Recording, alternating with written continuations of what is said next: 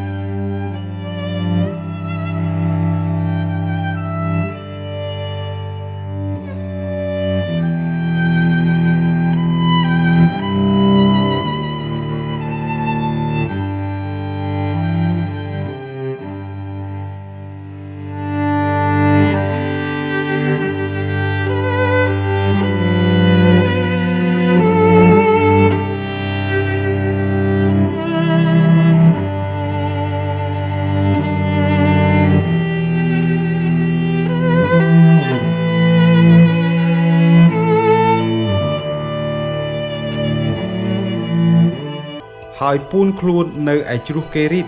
ដែលនៅប្រទល់មុខនឹងទន្លេយ៉ូដានទៅឯងនឹងផឹកទឹកជ្រោះនោះហើយយើងបានបង្កប់ក្អែកចិញ្ចឹមឯងនៅទីនោះដែរចាបងប្អូនដូច្នេះលោកក៏ធ្វើតាមព្រះបន្ទូលនៃព្រះយេហូវ៉ាគឺទៅអាស្រ័យនៅក្បែរជ្រោះកេរីតដែលនៅប្រទល់មុខទន្លេយ៉ូដានហើយរាល់ព្រឹករាល់ល្ងាចក្អែកតែងតែពំនំប៉ាងនិងសាច់មកជូនលោកហើយលោកក៏ផឹកទឹកពីជ្រោះនោះលុះកន្លងយូរបន្តិចមកទឹកជ្រោះនោះក៏រីងទៅពីព្រោះគ្មានភ្លៀងធ្លាក់នៅស្រុកនោះសោះ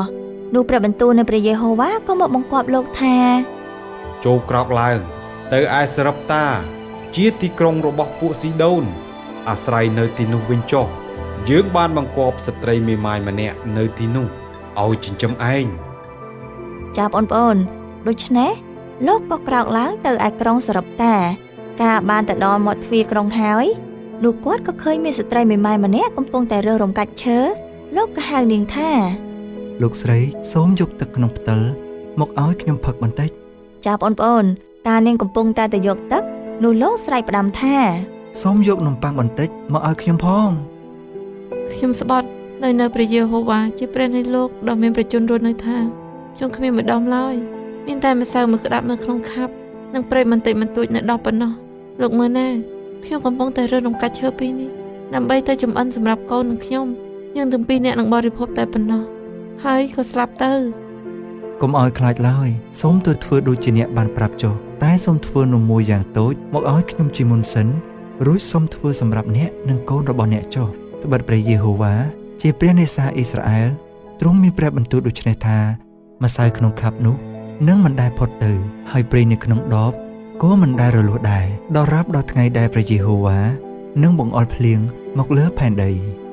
បងប្អូនដូច្នេះនាងក៏ទៅធ្វើតាមបង្គាប់របស់អេលីយ៉ា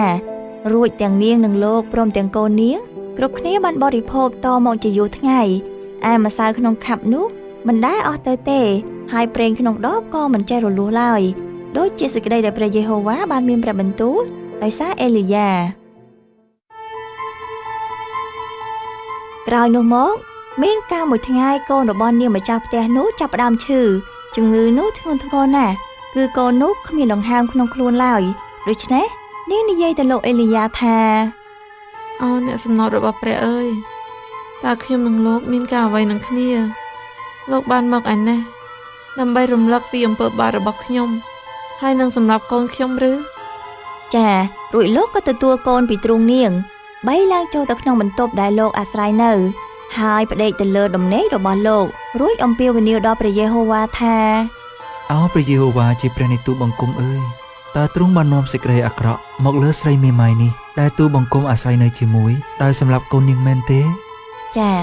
លោកក៏ទ្រពលើកូននោះ3 ដងទាំងអំពាវនាវដល់ព្រះយេហូវ៉ាទៀតថា អោព្រះយេហូវ៉ាជាព្រះនៃទូបង្គំអើយសូមឲ្យព្រលឹងរបស់កូននេះត្រឡប់ចូលមកក្នុងខ្លួនវាវិញចុះ ព្រះយេហូវ៉ាទ្រង់ស្ដាប់តាមអេលីយ៉ាហើយព្រលឹងរបស់កូននោះក៏ត្រឡប់ចូលមកក្នុងខ្លួនឲ្យរស់ឡើងវិញនោះអេលីយ៉ាក៏បីកូននោះចុះពីបន្ទប់មកចូលទៅក្នុងផ្ទះប្រគល់ដល់ម្ដាយវិញដោយពាក្យថា មើលកូនអ្នកស្រីមានជីវិតរស់វិញហើយ ពិតមែនឬកូនម្ដាយកូនរស់ឡើងវិញហើយឥឡូវនេះខ្ញុំដឹងហើយថាលោកជាអ្នកសំណត់របស់ព្រះពិតហើយថាព្រះយេហូវ៉ាពិតជាស្ដាប់ពាក្យទូលអង្វររបស់លោកមែន ចាបងប្អូនបងសុំស្លេះរឿងរបស់យើងត្រឹមតែប៉ុណ្ណេះសិនយើងនឹងជួបគ្នានៅលើកក្រោយទៀត បាទអរគុណពិសេសសម្រាប់មេរៀននៅថ្ងៃនេះហើយបងប្អូនក៏អាចរកសាច់រឿងនេះឃើញនៅក្នុងព្រះគម្ពីរពងសាវតារខ្សត្រខ្សែទី1ចំពុក16ខ29ដល់ខ33និងចំពុក17ខ1ដល់ខ16បាទបងប្អូនតើបងប្អូនរៀនបានអ្វីខ្លះបន្ទាប់ពីស្ដាប់រឿងនេះហើយបាទសម្រាប់បងវិញនៅក្នុងរឿងព្រះថែរក្សាលោកអេលីយ៉ានេះពិតជាបានលើកទឹកចិត្តយើងយ៉ាងច្បាស់ថាយើងមិនគួរខ្វល់ខ្វាយឬព្រួយបារម្ភនោះទេយើងត្រូវដឹងថាព្រះនៃយើងទ្រង់ជ្រាបពីសេចក្តីត្រូវការរបស់យើងទ្រង់មិនអនុញ្ញាតឲ្យសេចក្តីល្បួងហួសកម្លាំងយើងនោះឡើយដូច្នេះកាលណាយើងមានសេចក្តីទុក្ខព្រួយឬមានបញ្ហាអ្វីនោះយើងត្រូវតែទូលដល់ព្រះដោយទុកចិត្តទាំងស្ដាប់បង្គាប់និងធ្វើតាមដូចជាស្ត្រីមេម៉ាយនៅទីក្រុងសារ៉េបតាដែរយ៉ាងនោះព្រះនឹងថែរក្សាហើយផ្គត់ផ្គង់យើងដូចជាទ្រង់បានធ្វើដល់លោកអេលីយ៉ាផងដែរហើយពេលនេះពីកម្មវិធីសួនកុមារីរីក៏មានសំណួរមួយសួរទៅកាន់បងប្អូនដើម្បីឆ្លើយយករង្វាន់សំណួរសួរថាតើស្ត្រីមេម៉ាយបាននិយាយថាម៉េចទៅកាន់លោកអេលីយ៉ាបន្ទាប់ពីគាត់សុំនំប៉័ងបាទបងសំអានសំណួរនេះម្ដងទៀតតើស្ត្រីមេម៉ាយបាននិយាយថាម៉េចទៅកាន់លោកអេលីយ៉ាបន្ទាប់ពីគាត់សុំនំប៉័ងសូមបងប្អូនឆ្លើយសំណួរនេះហើយផ្ញើចម្លើយរបស់បងប្អូនមកកាន់កម្មវិធីសួនកុមារីរីឬក៏អាចទូរស័ព្ទមកកាន់លេខ012 82 90 57ឬក៏លេខ010 82 90 57ឬអាចតាក់ទងតាមរយៈ Facebook Page កម្មវិធីសួនកុមារីរីនោះពួកបងនឹងស្វាគមន៍ជានិច្ចបាទហើយបើសិនបើអស់លោកអ្នកបងប្អូនមានបំណងចង់ចូលរួមដាក់ដង្វាយសម្រាប់ម៉ោងចាក់ផ្សាយកម្មវិធីសួនកុមារីរីឬសម្រាប់ការបោះពុម្ពសៀវភៅដំណឹងល្អឬសម្រាប់ពន្ធកិច្ចកុមារនៅក្នុងអង្គការសកលកម្ពុជានោះលោកអ្នកក៏អាចតាក់ទងមកក្រុមការងាររបស់យើងកម្មវិធីនេះផលិតដោយអង្គការសកលកម្ពុជាពេលនេះបងរស្មីសូមជម្រាបលាសូមព្រះប្រទានពរ